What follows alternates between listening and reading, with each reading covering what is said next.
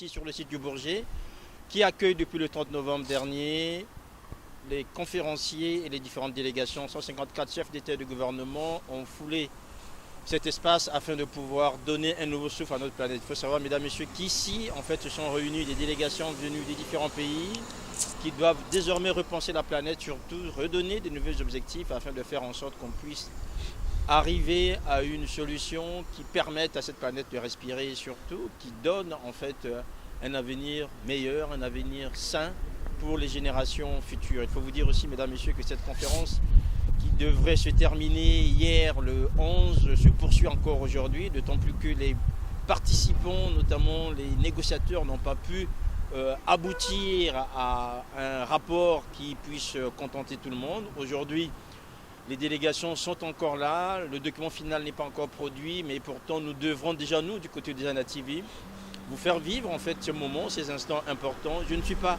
seul ici sur le site de cette COP21 sur le site Bourget, je suis en compagnie en fait de mes invités. Alors Arsène Poitiers, donc que vous connaissez déjà, et Monsieur Parfait-Bon. Alors avant qu'on ne vous présente messieurs, on va rapidement, Parfait-Bon, c'est vous que nos spectateurs découvrent aujourd'hui. Donc vous êtes installé du côté de Pointe-Noire, vous êtes donc membre de la société civile et vous êtes aujourd'hui engagé sur cette question liée à l'écologie. Déjà vous avez vécu cette COP21 ici à Paris déjà. Un avis par rapport à cette manifestation? Alors, bonjour déjà. Ce que j'aimerais dire, c'est que c'est une très bonne initiative que la France a prise d'organiser la COP21 et d'avoir réussi le pari de rassembler 195 États. La difficulté consistait pour elle à trouver une solution d'ensemble en l'espace de moins de 2 semaines. Donc aujourd'hui, nous sommes quasiment au dernier jour. Comme l'a dit Cyr, il y a un document, donc un accord contraignant qui, a priori, devrait être trouvé. Il est en phase de traduction. On en aura le contenu, je pense, d'ici demain ou d'ici, en tout cas, c'est en fin d'après-midi. En fin d'après-midi. Oui. Donc à ce moment-là, on pourra apprécier. Mais d'ores et déjà, ce que je peux dire, c'est qu'il y a une vraie volonté planétaire de la part des chefs d'État de trouver une solution d'ensemble. La difficulté qui va se poser, c'est que chacun de ces pays-là n'ont pas les mêmes problématiques en termes de résolution écologique. Donc c'est là qu'il va falloir que la France, notamment et les États-Unis, et la Chine et le Canada qui sont les pollueurs, puissent trouver un système équilibré qui permettra de satisfaire, j'ai envie de dire, en tout cas déjà cette partie-là, et puis qu'au niveau de l'Afrique, on ait aussi des solutions d'ensemble qui soient trouvées pour qu'on puisse avoir un crédit carbone suffisamment important pour pouvoir développer nos États. Mais enfin, tout ça, on aura l'occasion, je pense, voilà, on aura de le développer moment venu. Tout ça, parfait. Bon, alors Arsène Poitiers, vous êtes Monsieur COP21 sur ZANA TV. Nous avons vécu en fait ces moments avec vous, les moments les plus importants par rapport à cette spéciale que nous avons créée déjà vous aujourd'hui. On est à la fin de cette COP21 déjà. Qu'est-ce que vous en dites aujourd'hui, Arsène Poitiers? D'abord, on peut aussi dire que Cyr Makosso, que c'est un succès pour Hollande. C'est un succès pour deux choses. Donc on va prendre la première chose, c'est de cette conférence de partis, Hollande a réussi à réunir 195 États. Absolument. Voilà, on le voit aussi par les plots que vous voyez derrière nous. Donc ça dit que ça, c'est d'abord le premier succès. Le deuxième succès, c'est aussi la volonté, l'ambition qui s'est fixée lui-même en se disant qu'il faudra quand même trouver au moins un accord qui irait en sous... Vous disiez juridiquement contraignant, mais enfin ça, maintenant, je n'ai pas dit encore. Oui, on n'en est plus là. Je préfère attendre la traduction donc de l'accord du texte. Mais par contre, de ce qu'on a, c'est-à-dire les dernières informations qu'on a, on va dire sorties des sondages sortis de cette conférence-là, il ressort que il y a probablement, on va partir vers 1,5. Donc ça veut dire que si Hollande a réussi à réunir les chefs d'État, d'une part, et a réussi aussi à avoir, la deuxième chose, c'est les 1,5 degrés, ça c'est déjà le deuxième succès. Le troisième succès, c'est le financement. Oui. Donc ça veut dire qu'on se rend compte que les trois éléments sont réunis, mais il manque une chose, c'est de dire est-ce que c'est un accord contraignant? Et ça c'est une autre question. Et ça on ne sait pas encore si c'est ça ou c'est quelle est la vraie question aujourd'hui, quelle est la teneur donc de... Voilà, alors en attendant que nous ayons la teneur en fait, de ce texte qui sera disponible cet après-midi, parfait, bon, il y a trois choses qu'on peut dire retenir, disait Arsène Poitiers, on a cité deux, on a donc de ces 1,5 degrés en fait, et aussi déjà tous les 5 ans, cet accord sera révisé, donc chacun acceptera de pouvoir revenir sur la table pour revoir les engagements, et enfin les 100 milliards que promettent les États européens, notamment les États riches, développés, aux pays pauvres pour s'adapter au changement climatique. Absolument, absolument. Donc là, effectivement, ce sont en tout cas des effets d'annonce très importants. 100 milliards d'euros qui vont être normalement mis à disposition tous les ans. Oui. Des pays à la fois développés qui justement doivent réduire leur empreinte carbone, notamment par rapport à l'exploitation des énergies fossiles comme le charbon. On peut penser à la Chine, on peut penser à la France et au Canada. Ceci dit, alors la vraie question c'est comment est-ce que ces 100 milliards de dollars vont être répartis entre tous ces États? Ça c'est une vraie problématique parce que cette question n'a pas encore été résolue. Tout en sachant que la facture pro forma du Congo c'est 5 milliards. Voilà. Oui, c'est vrai, vrai. Alors, la répartition aujourd'hui, c'est vrai que la question n'est pas encore résolue, mais on voit quand même que c'était déjà un point sur lequel les États non développés ne voulaient pas tergiverser. En fait. Absolument. Et on a un autre point, puisque la France s'est engagée par le biais de M. Fabius à mettre à la disposition de l'Afrique 10 milliards de dollars, qui devraient servir à apporter un supplément en électrification du continent à raison de 300 gigawatts supplémentaires.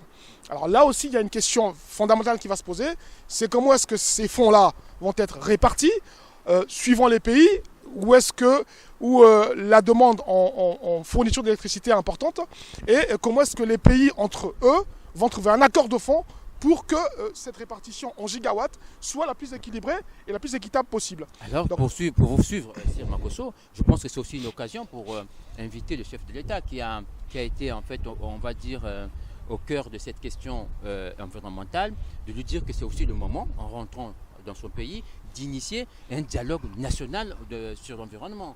Parce que je crois que ce serait intéressant de dire, voilà, notre planète brûle, et ce n'est pas de moi, c'est de lui.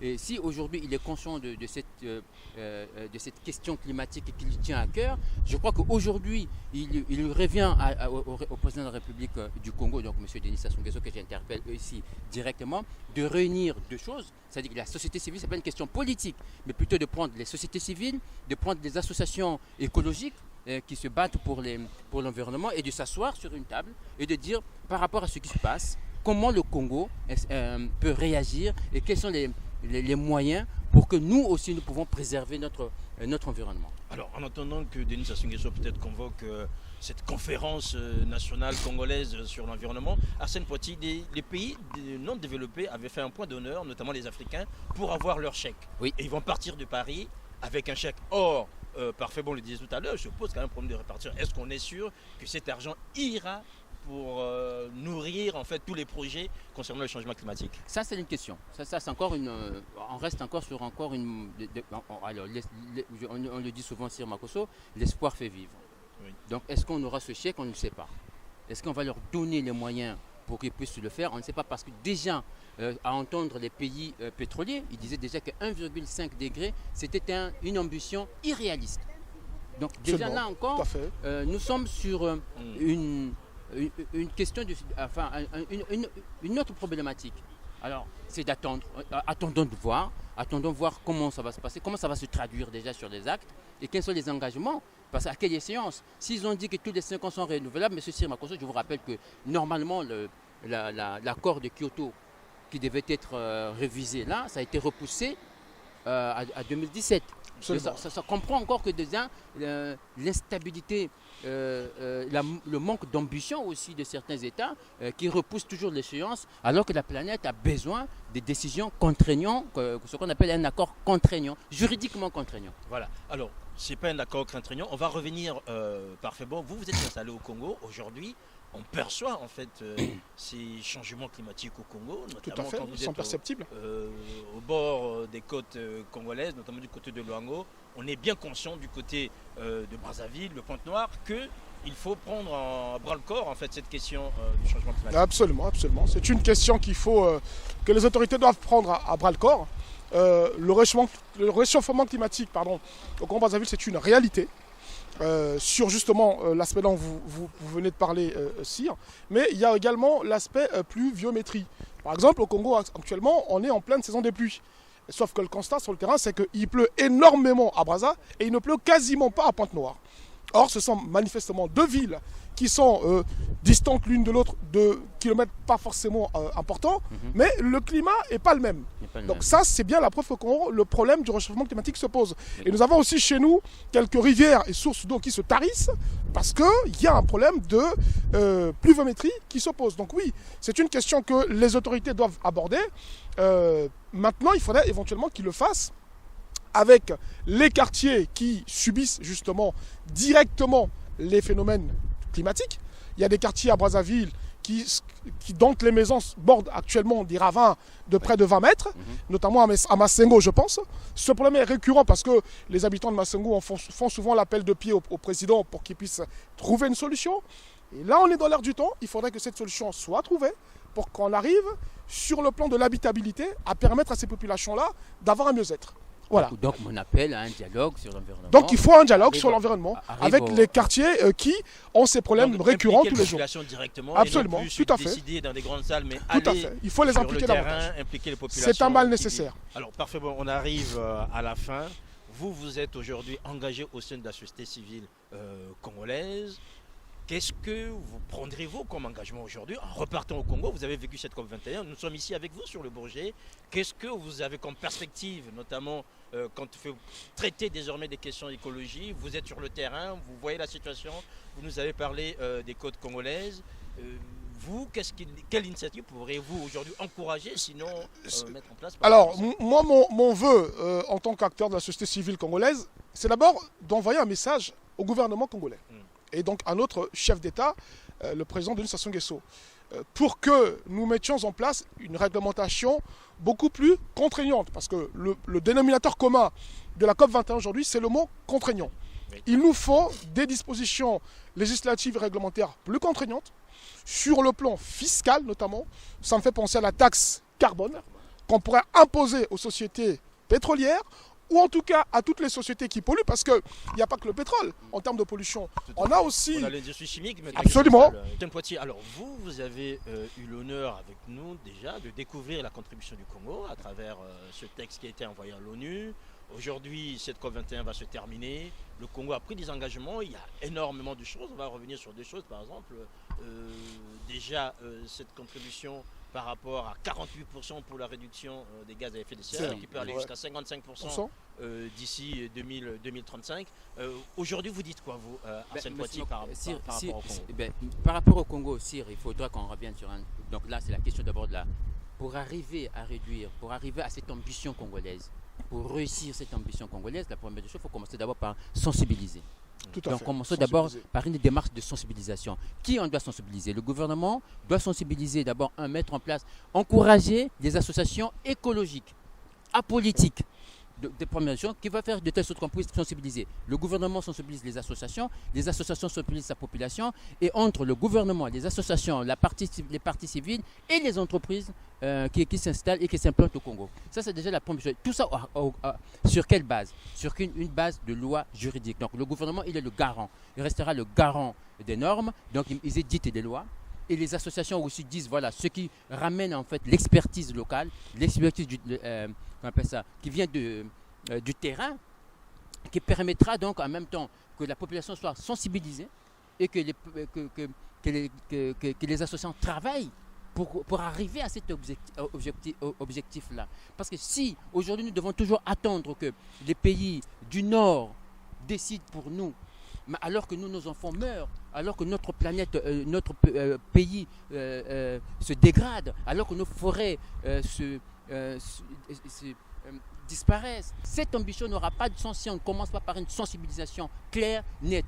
D'où encore en fait mon appel au gouvernement congolais. Il nous faut urgemment, si le président de la République veut arriver à cette ambition-là, il faut un dialogue national sur l'environnement ou sur l'écologie comme il le veut, comme il pourra le dénommer. Mais ce serait intéressant que la société civile et le gouvernement puissent s'asseoir et puisqu'on dise comment on va commencer à sensibiliser notre population et comment aussi à les préparer pour dire que nous devons commencer déjà à changer notre comportement, notre façon de voir les choses, notre façon de vivre, parce que nous, aujourd'hui, c'est vrai, l'espérance de vie au Congo, on ne sait pas laquelle ça change, mais pour nos enfants, est-ce que demain, nous serons capables de leur laisser une planète propre?